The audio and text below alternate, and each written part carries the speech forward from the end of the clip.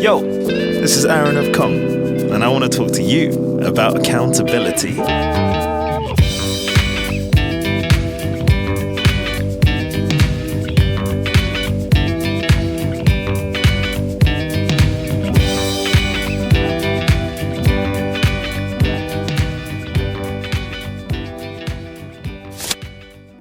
Okay, Internet, what's the definition of family? Here's the definition of family.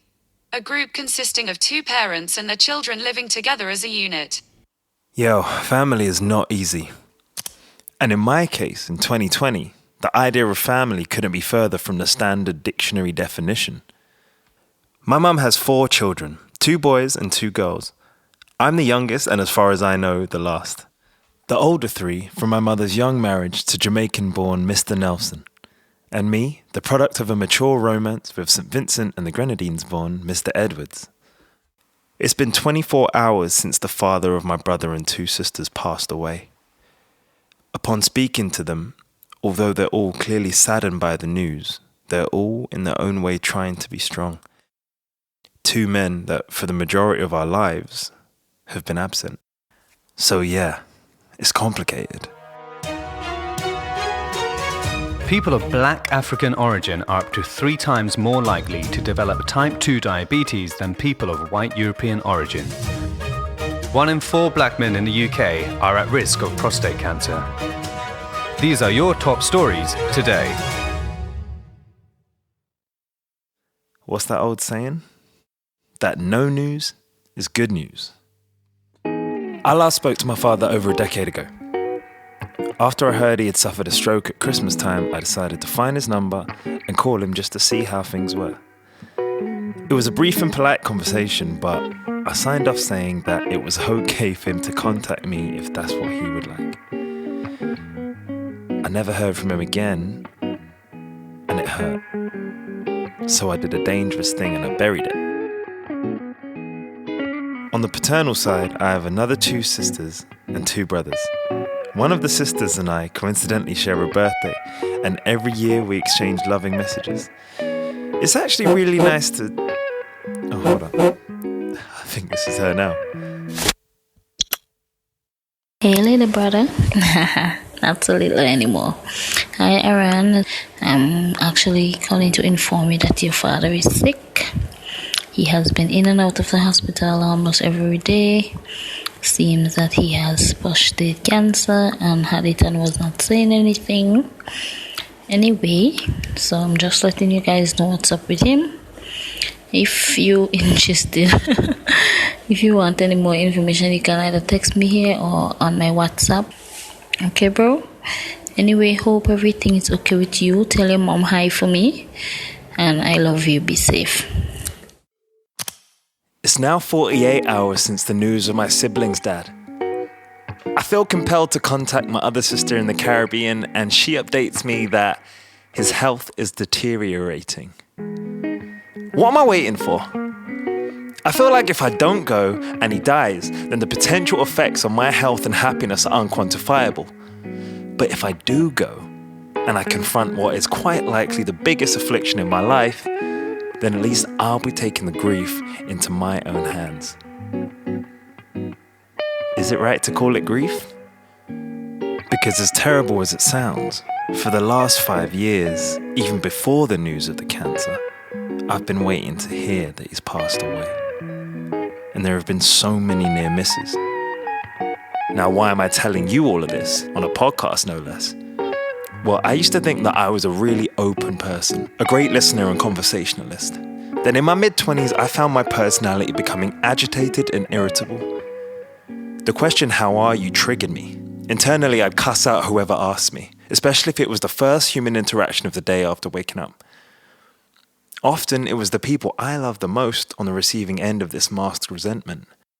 It's taken me until now, at 30 years old, to realize that these people were never just filling silence and really care how I am. The real problem is I didn't know how to answer the question. I didn't realize that I've been suppressing abandonment issues and feelings of inadequacy my whole life. I'm telling this to you because I'd like to share my experience with anyone who might identify with any of this. As I begin my 4th decade, it's time to be accountable for my feelings and familial relationships, no matter how difficult and raw they may be. Can I get some cinematic music, please?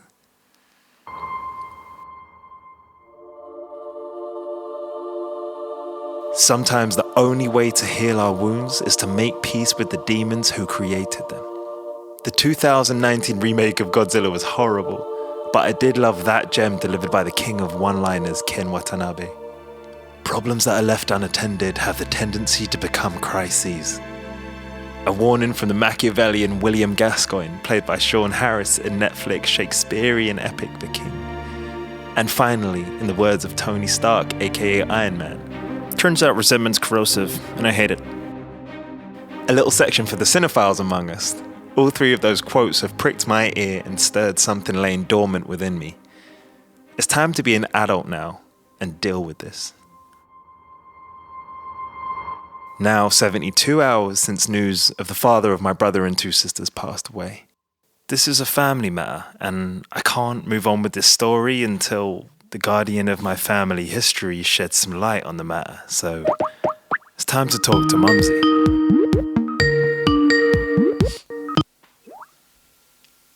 Hello. How you Oh my doing? God. It's an audio, not a video recording.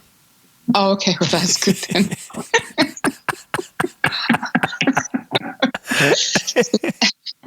I must warn you, Yes, there's birds singing outside quite loudly and occasional traffic passing. that's okay. Right. The Caribbean Um, birds. Yeah. Can you hear? Can you hear the cockerel? It's not too bad. Okay. Yeah, it sounds pretty good actually. All right, Yeah. cool. So we can begin. Would you like to introduce yourself? My name is Aisha Mackenzie Mavinga. And who are you to me?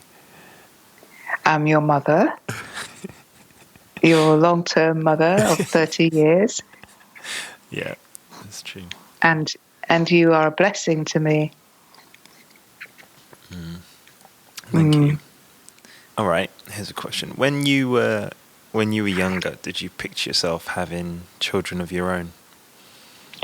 It's interesting because I never did. You know, I always thought I would not have the patience to have children. Probably because I grew up with lots of other children around me. Yeah. And then I think my next sister was the first person I saw with young children. Yeah. And I thought, no way, I don't want to have children. I don't have the patience for their antics. Yeah. How did you feel like it changed your life when you started having children? When I started having children, I learned patience. You know, although I didn't have a great deal because I think some of my life, my own psychology wasn't sorted out. You know, so I had no blueprint for raising children except my sister, who'd had 2 children by then, and I used to babysit for her. I had no blueprint from my parents, so I was like thrown in at the deep end, if you like. Yeah. And I sort of imitated what I saw her doing in terms of, like, you know, baby things, changing nappies, what you buy to creams and things that you use for children. Yeah. You know, how you talk to them, putting them in the pram in the daytime outside so they can feel the breeze, that kind of thing. I made preparations because I liked knitting. So I knitted baby clothes. And it was a bit like having a dolly, really. Yeah. In that sense. But I think I felt blessed to have the challenge of raising a child of my own after not being raised by my mother or within my family. And so my independent streak said to me, you just got to get on with it. Yeah. And I did. You did. Yeah. When I mention the word accountability, what does that mean to you in terms of family relationships? Yeah, it's a big one, really. Accountability for me is about considering what I brought along with me as a parent that influenced my children, what's happened in my life previously to having children and alongside having children.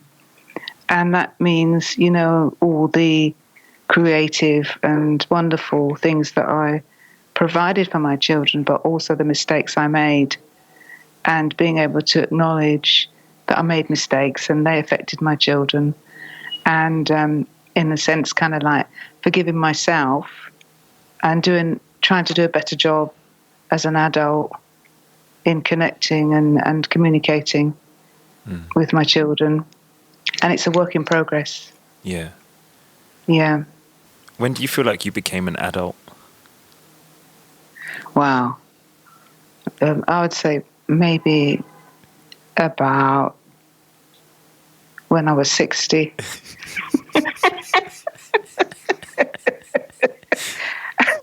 When I was deemed to be an elder. Yeah. I started to think, oh, you know, I'm an elder now and I somehow got to show some integrity in my life and, you know, be the best I can. Yeah. Especially to those who are around me, friends, family, children, grands. I was a great-grandmother by then. No, I wasn't a great-grandmother. I was a grandmother. But first and foremost, you know, needing to role model some integrity about my life so that I could pass something on to my children and those around me. Right. So it required a new kind of confidence, courage, and congruence to say, well, this is who I am, and you might not like me because I'm not the same as I used to be. I'm kind of grown up now, even though I feel like a teenager in my mind and in my heart. Yeah. 60 years old. And you're a person who, throughout your life, has pursued knowledge and learning and education. And throughout your writing, you've also, you and your sister, my auntie, have taken it into your own hands to deeply research your family history and find out about your roots and where you're from, and I guess reclaim some of the absent relationships and information that have been in your history or have not been in your history. So I wanted to ask, how has your relationship with your father changed throughout your life? That's a very interesting one, because not having been raised by my father or any father, I've had a kind of, I'd say, spiritual relationship with my father. And even though he wasn't physically present in my life, I feel as though he guided my life. There's a very strong feeling of ancestral connection there. I remember in my 30s realizing that I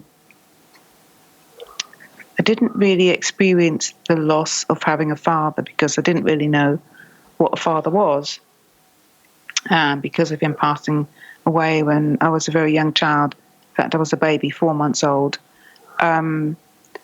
And I was maintaining that I'd forgiven him for not being in my life because he had no choice. I don't know what his choices were about his health and why he died so young in his 50s. I don't think they were very good. You know, I think there was a dependency on alcohol, and as Caribbean men especially do. And he also had diabetes. He died in a diabetic coma, so I just maintained, you know, he was sick, he died. It's not his fault that he wasn't there for me. And that helped me to forgive him for not being there. I think, though, there's always been a naivety about men in my life, not having had a replacement for the father that died, a naivety about, you know, what men are about, and not knowing enough about men or how to relate to men, that's kind of led me to make mistakes about relationships with men. So he was a father who was a non-father, and that was my norm. My norm was not being raised by a mother or father. So therefore, I kind of made up my own version of what a relationship might be, I guess, unconsciously. But then searching for my father's heritage and finding out more information about him, where he came from in Trinidad, and finding this massive extended family, finding a sister that was born long before me, about 20 years before, and having her in my life for a while, and her husband, who they both loved me to bits, and so do the extended family. And it kind of felt like I had fulfilled a piece that was missing by doing that. So it was a part of my identity that then was fulfilled. So therefore, the lostness that I had felt as a child and as an adult was then gone, because it gave me a lot of confidence, especially, like him being an African Caribbean man and knowing that he had done some research about his own heritage as an African, that he'd been politically active, that he'd been a writer, and all those things seem to have come through me. I'm politically active in the area that I work in as a psychotherapist. I'm politically active around racism and sexism and some of the other oppressions. That comes through my writing. I'm a writer. So I feel sure that somehow he influenced me, even though he wasn't physically present. I don't know if that stuff comes through DNA or not, but it certainly came very naturally through me. Yeah. And one night, I had a dream, the one and only dream about my father, and it was his voice. He was calling my name. And I remember waking up and thinking I had a visitation. And it was quite profound.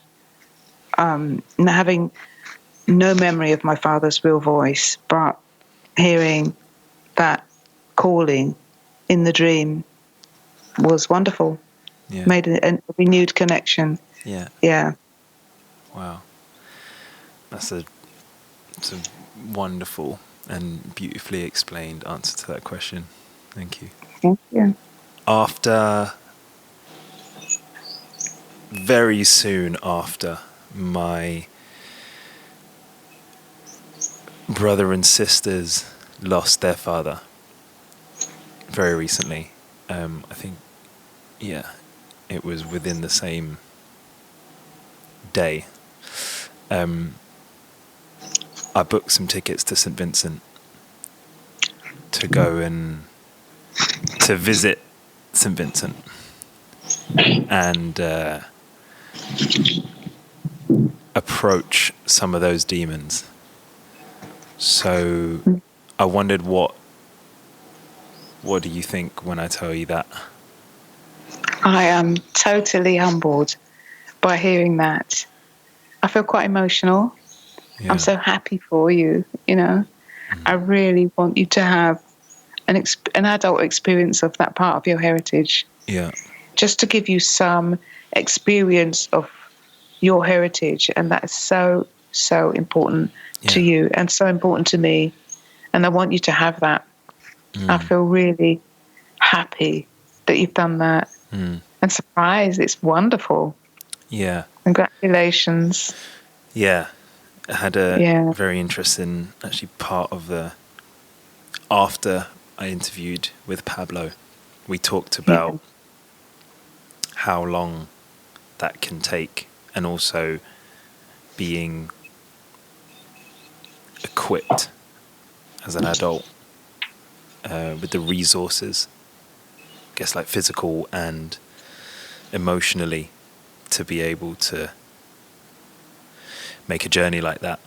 So it kind of feels like it's finally time to approach that as some of the biggest, in this podcast I've been referring to them as demons, but some of the biggest obstacles in life. So yeah, in a couple of weeks I'm gonna be going there. Oh wow! Fabulous. For about a week. So I'll be close geographically to you, but you will not close enough. Yeah. Couple of questions about that. How did you and my father meet? Oh, we met at a house party of a friend, and I think it was in Brockley where I lived. And then we liked each other, and we decided to go out a few times to dance. Yeah. And then started seeing each other. Yeah. And it was kind of a very short-lived relationship before I realised I was pregnant with you. Right. West Indian men they don't really date, they just get into your life. You know, they just get into this very close, intimate family and kind of house and domestic sort of relationship, you know. Yeah.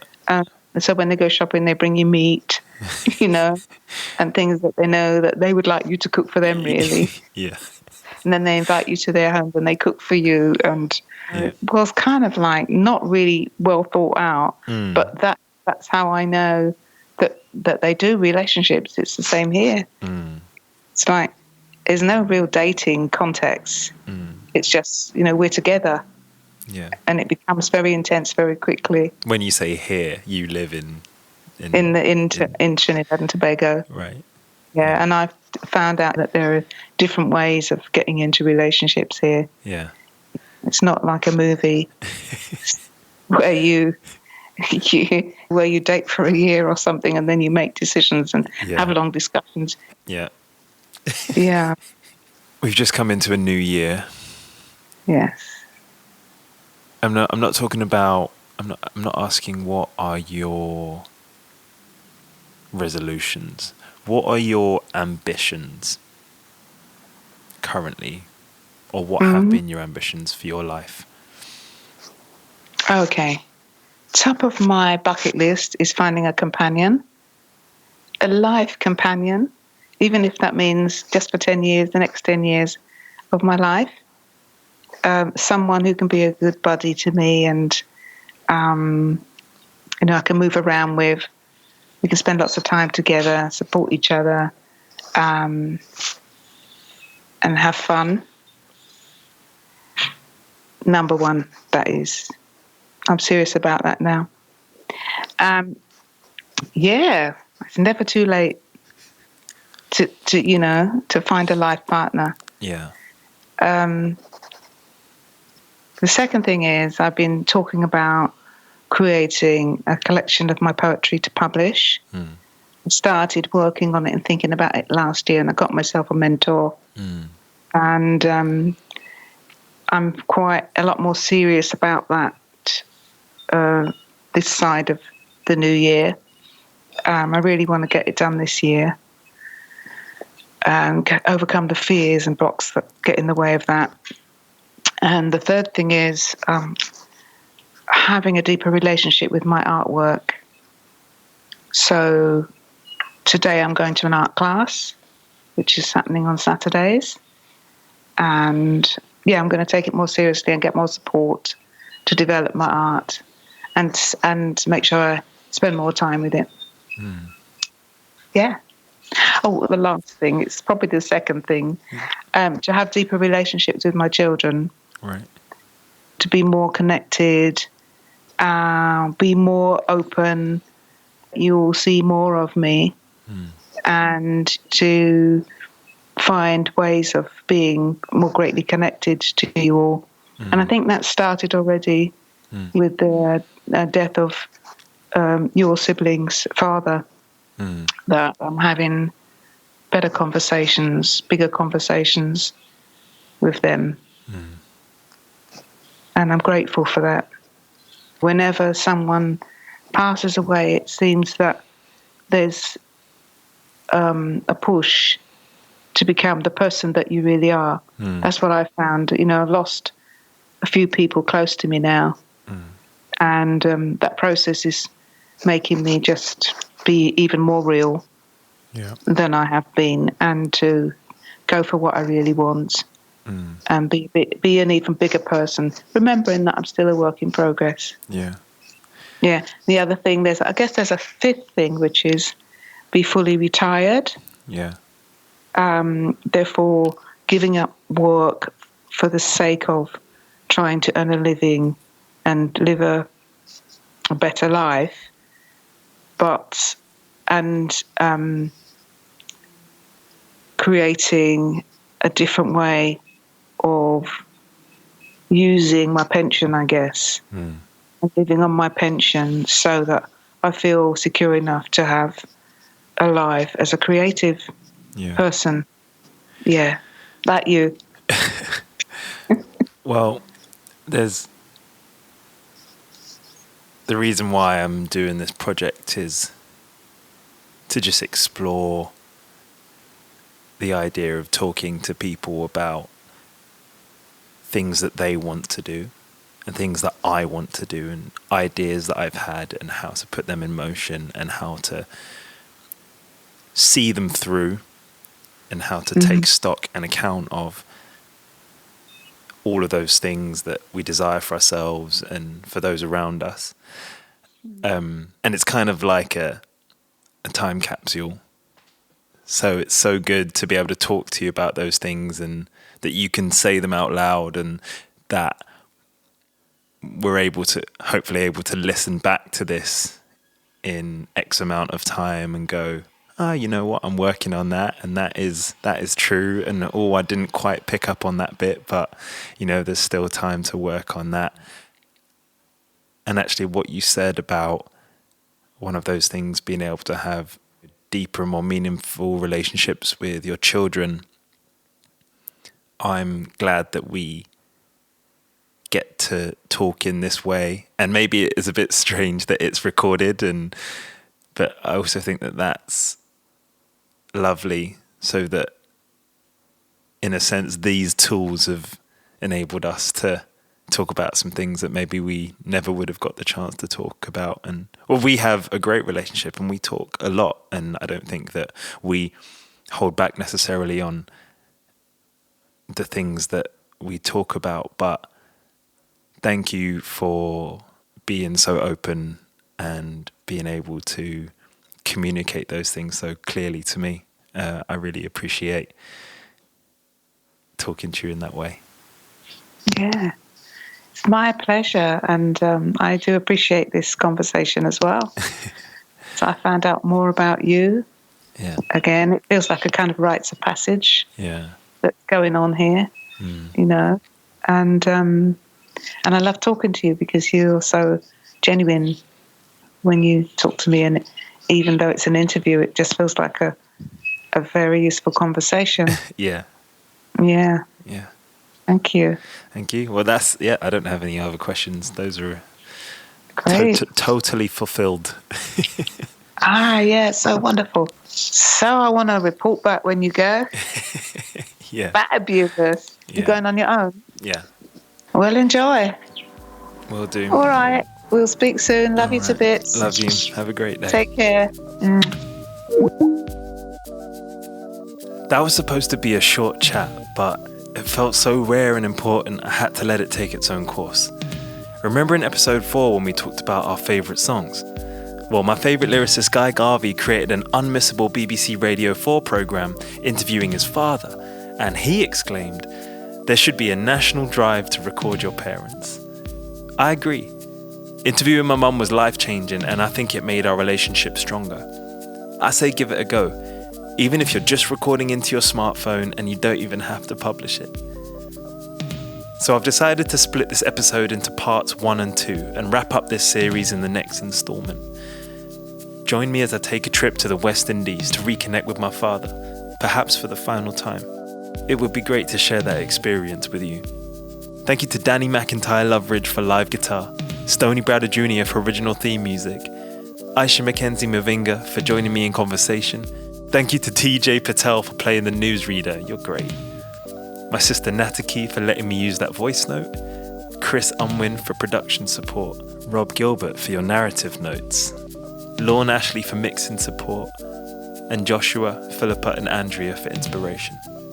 If you'd like to link up on socials about the podcast and any other projects, then you can find me on Instagram at Aaron of Kong. I'd love to know what's going on with you. Peace.